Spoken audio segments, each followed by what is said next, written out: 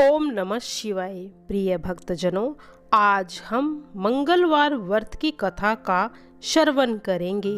बजरंगबली जी आपकी सभी मनोकामनाओं को पूर्ण करें। प्राचीन समय की बात है, किसी नगर में एक ब्राह्मण दंपति रहते थे। उनके कोई संतान न होने के कारण वह बेहद दुखी थे। हर मंगलवार ब्राह्मण वन में हनुमान जी की पूजा करने जाता था। वह पूजा करके बजरंगबली से एक पुत्र की कामना करता था। उसकी पत्नी भी पुत्र की प्राप्ति के लिए मंगलवार का व्रत करती थी। वह मंगलवार के दिन व्रत के अंत में हनुमान जी को भोग लगाकर ही भोजन को ग्रहण करती थी। एक बार व्रत के दिन ब्राह्मणी ना भोजन बना पाई और ना ही हनुमान जी को भोग लगा सकी। उसने प्रण किया कि वह अगले मंगलवार को हनुमान जी को भोग लगाकर ही भोजन करेगी। वह भूखी प्यासी 6 दिनों तक पड़ी रही। मंगलवार के दिन वह बेहोश हो गई। हनुमान जी उसकी निष्ठा और लगन को देखकर प्रसन्न हुए। उन्होंने आशीर्वाद स्वरूप ब्राह्मणी को एक पुत्र दिया और कहा कि यह तुम्हारी बहुत सेवा करेगा। बालक को पाकर ब्राह्मणी अति प्रसन्न थी। उसने बालक का नाम मंगल रखा। कुछ समय बाद जब ब्राह्मण घर आया तो बालक को देखकर पूछा कि वह कौन है। पत्नी बोली, मंगलवार व्रत से प्रसन्न होकर हनुमान जी ने मुझे यह बालक दिया है। ब्राह्मण को अपनी पत्नी की बात पर विश्वास नहीं हुआ। एक दिन मौका देख ब्राह्मण ने बालक को कुएं में गिरा दिया। घर पर लौटने पर ब्राह्मणी ने पूछा कि मंगल कहाँ है। तभी पीछे से मंगल मुस्कुरा कर आ रहा था। उसे वापस देखकर ब्राह्मण आश्चर्यचकित रह गया। रात को हनुमान जी ने उसे स्वप्न में दर्शन दिए और बताया कि यह पुत्र उसे उन्होंने ही दिया है। सच जानकर ब्राह्मण बहुत खुश हुआ, जिसके बाद से ब्राह्मण दंपति नियमित रूप से मंगलवार का व्रत रखने लगे। मंगलवार का व्रत रखने वाले मनुष्य पर हनुमान जी की कृपा बनी। नामक एक नगर था। उसमें नंदक नामक एक ब्राह्मण रहता था। भगवान की कृपा से उसके पास सब कुछ था, फिर भी वह दुखी था, क्योंकि उसकी जो स्त्री थी सुनंदा, उसको कोई संतान नहीं थी और सुनंदा पतिव्रता थी। मंगलवार के दिन व्रत करके अंत में भोजन बनाकर हनुमान जी को भोजन लगाने के बाद स्वयं भोजन करती थी। एक बार मंगलवार के दिन ब्राह्मणी गृह कार्य की अधिकता के कारण हनुमान जी को भोग न लगा सकी, तो इस पर वह बहुत ही दुखी हो गई। उसने भी कुछ नहीं खाया और अपने मन में यह प्रण किया, अब तो अगले ही मंगलवार को हनुमान जी का भोग लगाकर अन्न और जल को ग्रहण करूंगी। ब्राह्मणी सुनंदा प्रतिदिन भोजन बनाती, श्रद्धापूर्वक पति को खिलाती, परंतु स्वयं भोजन नहीं करती और मन ही मन श्री हनुमान जी की आराधना करती। इस प्रकार 6 दिन गुजर गए और ब्राह्मणी सुनंदा अपने निश्चय के अनुसार भूखी प्यासी निराहार रही। अगले मंगलवार को ब्राह्मणी सुनंदा प्रातःकाल बेहोश होकर पड़ गई। ब्राह्मणी सुनंदा की इस असीम भक्ति के प्रभाव से श्री हनुमान जी बहुत प्रसन्न हुए और प्रकट होकर बोले, सुनंदा, मैं तेरी भक्ति से बहुत ही प्रसन्न हूँ। तू उठकर कोई भी वर मांग ले। सुनंदा अपने आराध्य देव श्री हनुमान जी से कहने लगी, आनंद की अधिकता तो मेरे पास है, लेकिन मेरी कोई संतान नहीं है। कृपया करके आप मुझे संतान प्राप्ति का आशीर्वाद दीजिए। श्री महावीर जी बोले, तेरी इच्छा है वह पूर्ण होगी। तेरे एक कन्या पैदा होगी, उसके अष्टांग प्रतिदिन सोना दिया करेंगे। इस प्रकार कहकर श्री महावीर जी अंतर्ध्यान हो गए। ब्राह्मणी सुनंदा बहुत हर्षित हुई। सभी समाचार उसने अपने पति से कहा। ब्राह्मण देव कन्या का वरदान सुनकर बहुत दुखी हुए, परंतु सोना मिलने की बात सुनी तो बहुत प्रसन्न हो गए। विचार किया कि ऐसी कन्या के साथ मेरी निर्धनता भी दूर हो जाएगी। श्री हनुमान जी की कृपा से वह ब्राह्मणी गर्भवती हुई और 10वें महीने में उसे बहुत ही सुंदर पुत्री की प्राप्ति हुई। यह पुत्री अपने पिता के घर में ठीक उसी तरह से बढ़ने लगी जिस प्रकार से शुक्ल पक्ष का चंद्रमा बढ़ता है। 10वें दिन ब्राह्मण ने उस बालिका का नामकरण संस्कार कराया और उसके कुल पुरोहित ने उस बालिका का नाम रत्नावली रखा, क्योंकि यह कन्या सोना प्रदान किया करती थी। इस कन्या ने बड़े पूर्व जन्म में बड़े ही विधान से मंगल देव का व्रत किया था। रत्नावली का अष्टांग बहुत सा सोना देता था। उस सोने से नंदा ब्राह्मण बहुत ही धनवान हो गया। अब ब्राह्मणी भी बहुत अभिमान करने लगी। समय बीतता जा रहा था। अब रत्नावली 10 वर्ष की हो चुकी थी।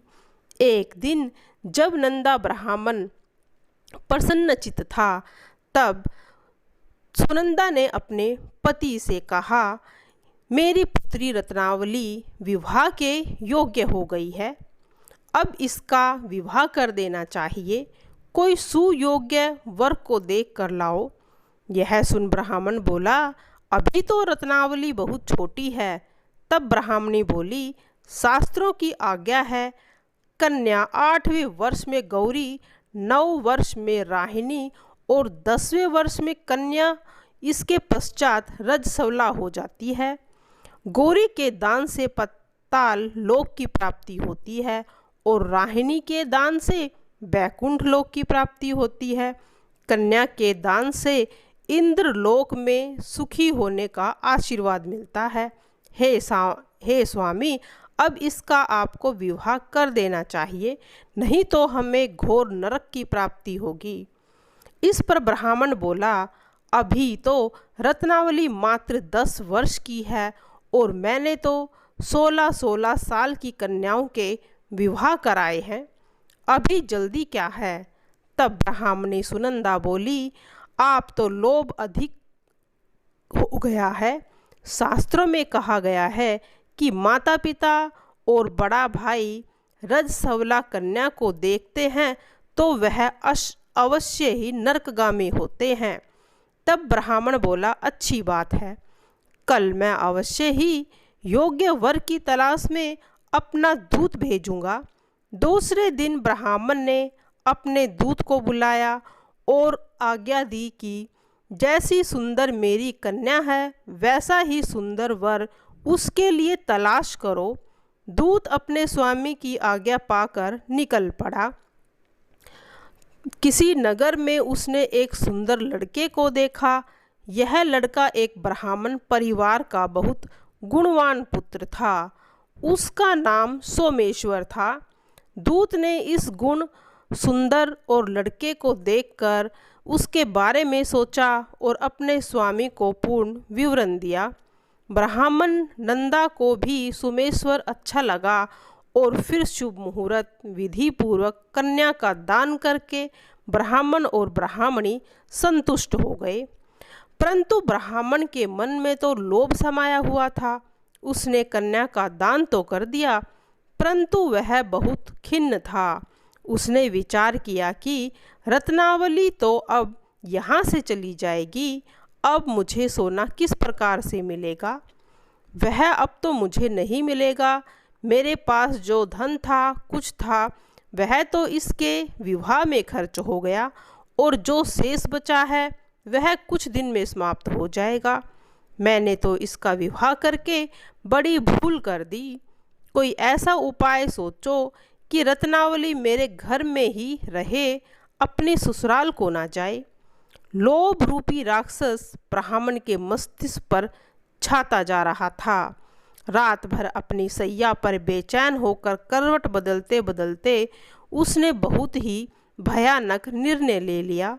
उसने विचार किया कि जब रत्नावली को लेकर उसका पति सोमेश्वर अपने घर के लिए जाएगा तो मार्ग में छिपकर सोमेश्वर का वध कर देगा और अपनी लड़की को अपने घर में ही रख लेगा, जिससे नियमित रूप से सोना भी मिलता रहे और समाज का कोई मनुष्य उसे दोष भी ना देगा।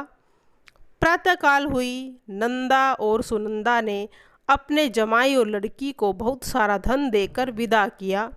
सोमेश्वर अपनी पत्नी रत्नावली को लेकर ससुराल की तरफ चल दिया।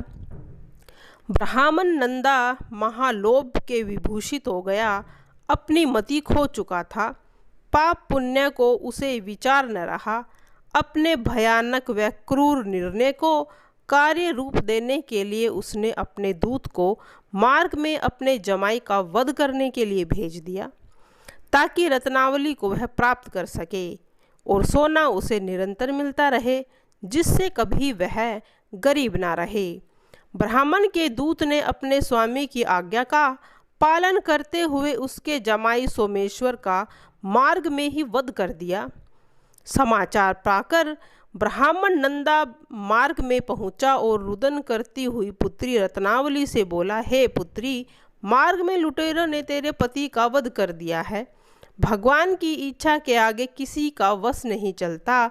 अब तू घर चल और वहां जाकर अपना शेष जीवन व्यतीत करना। जो तेरे भाग्य में लिखा है वह तो होकर ही रहेगा। अपने पिता की अकाल मृत्यु से रत्नावली बहुत दुखी हुई। करण रुद्रन करते हुए अपने पिता से बोली, हे पिताजी, इस संसार में जिस स्त्री का पति नहीं है उसका जीवन तो व्यर्थ है। मैं अपने पति के साथ अपने शरीर को जला दूंगी और सती हो जाऊंगी। अपने इस जन्म को माता पिता के नाम को और सास ससुर के यश को सार्थक करूंगी। ब्राह्मण नंदा अपनी पुत्री रत्नावली के वचन को सुनकर बहुत दुखी हुआ।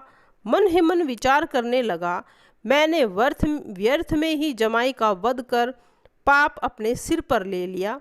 रत्नावली तो उसके पीछे अपने प्राण देने को तैयार हो गई है। मेरा तो दोनों तरफ से मरण हो गया। धन तो अब मिलेगा नहीं, जमाई के वध का पाप भी मेरे सर हो गया।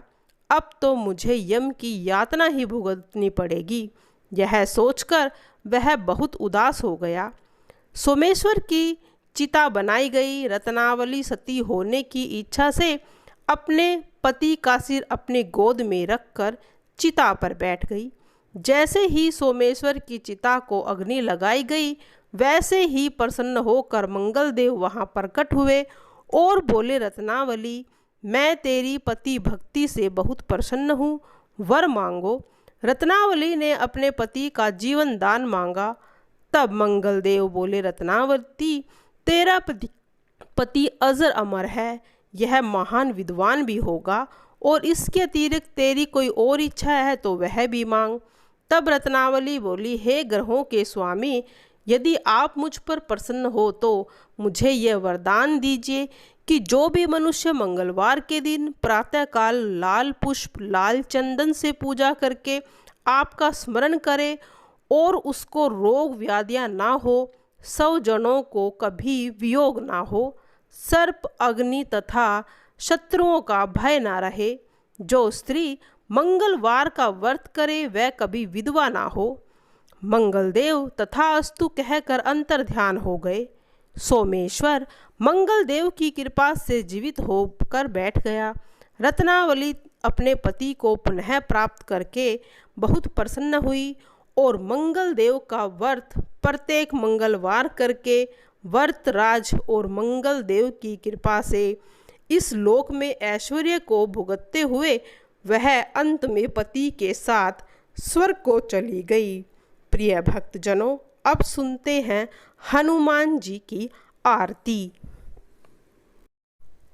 आरती कीजे हनुमान लला की, दुष्ट दलन रघुनाथ कला की, जाके बल से गिरवर कापे, रोग दोष जाके निकट न छापे। अंजनी पुत्र महाबलदाई, संतन के प्रभु सदा सहाय। देवीरा रघुनाथ पठाए, लंका जारि सिया सुधिलाए। लंका सो कोट समुंदर सिखाई, जात पवन सुत बार न लाई। लंका जारि असुर संहारे, सिया राम जी के काज सवारे। लक्ष्मण मूर्छित पड़े सकारे, आनी सजीवन प्राण उभारे। पैठी पाताल तोरी जमकारे, अहि रावण की बजा उखारे। बाएं भुजा असुर दल मारे, दाहिने भुजा संतन तारे। सुर नर मुनि आरती उतारे, जय जय जय हनुमान उचारे। कंचन थार कपूर लो छाई, आरती करत अंजना माई।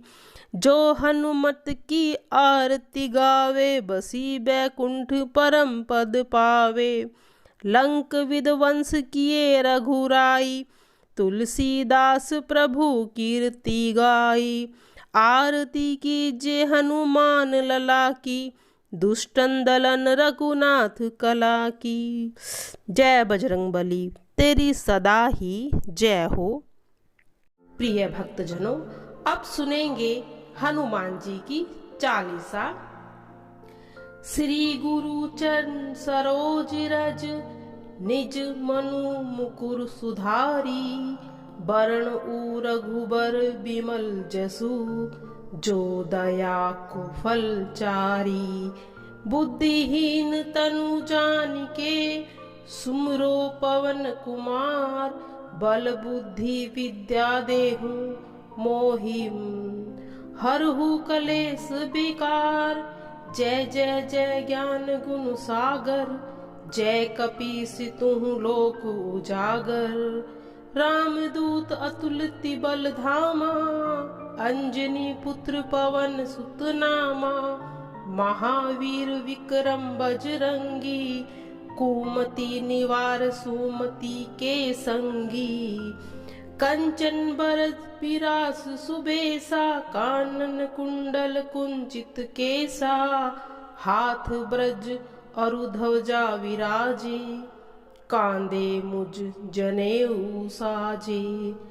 शंकर सुवन केसरी नंदन, तेज प्रताप महाजगवंदन। विद्यावान गुणी अति चातुर, राम करिबे को आतुर। प्रभु चरित सुनिबे को रसिया, राम लखन सीता मन बसिया। सूक्ष्म रूप धरि सिंगियाहि दिखावा, विकट रूप धरि लंक जरावा। भीम रूप अधरि असुर संहारे, रामचंद्र के काज सवारे। लाय सजीवन लखन जियाए, श्री रघुवीर हरिष उर लाए। रघुपति किन्ही बहुत बड़ाई, तुम मम प्रिय भरत ही समलाई। सहस बदन तुम्हारो जस गावे, अस कहीं श्रीपत कंठ लगावे। संक्रादिक ब्रह्मादिक मुनीसा, नारद सारद कहित अहिंसा। जम कुबेर दिगपाल जहाँ तई, कवि कोविंद कहीं सके कहाँ तई। तुम उपकार सुग्रीव किन्हा, राम मिलाए राजपद दिन्हा। तुम्हारो मंत्र विभीषण माना, लंकेश्वर भय सब जग जाना। जुग सहस्र जो जन पर भानु, लील्योताई मधुर फल जानू। प्रभु मुद्रिका मेली मुख माही, जल्दी लांगी गए अचरज नाही। दुर्गम काज जगत के तेते, सुगम अनुग्रह तुम्हारे तेते। राम दुलारे तुम रखवारे, होत न आज्ञा बिनु पसारे। सब सुख ले है तुम्हारी, तुम रक्षक काहू को डरना। आपन तेज समारो आपे, तीनों लोक हाकते कापे। भूत पिशाच निकट नहीं आवे, महावीर जब नाम सुनावे। नासे रोग हरे सब पीरा, जपत निरंतर हनुमत बीरा। संकट ते हनुमान छुड़ावे, मन करम वचन ध्यान जो लावे। सब पर राम तपस्वी राजा, तिनके काज सकल तुम साजा। और मनोरथ जो कोई लावे, सोही अमित जीवन फल पावे। चारों जुग परताप तुम्हारा, प्रसिद्ध जगत उजियारा। साधु संत के तुम रखवारे, असुर निकंदन राम दुलारे। अष्ट सिद्धि नौ निधि के दाता, असबर दीन जानकी माता। राम रसायन तुम्हारे पासा, सदा रहो रघुपति के दासा। तुम्हारे भजन राम को पावे, जन्म जन्म के दुख बिसरावे। अंत काल रघुवर जाई, जहाँ जन्म हरि भक्ति कराई। और देवता चित्त न धारी, हनुमत से सबर सुख करी। संकट कटे मिटे सब पीरा, जो सुमरे हनुमत बलबीरा। जय जय जय जय हनुमान गोसाई, कृपा करु गुरुदेव की नाई। जो सत बार पाठ कर कोई, छुट ही बंदी महासुख होई। जो यह पढ़े हनुमान चालीसा, होए सिद्धि साखी गौरी सा। तुलसीदास सदा हरि चेरा, कीजे नाथ हृदय मन डेरा। पवन तनय संकट हरण, मंगल मूर्ति रूप। राम लखन सीता सहित, हृदय बसु सुरहूर। जय बजरंगबली, तेरी सदा ही जय हो। प्रिय भक्त जनों पर अपनी कृपा दृष्टि बनाए रखना।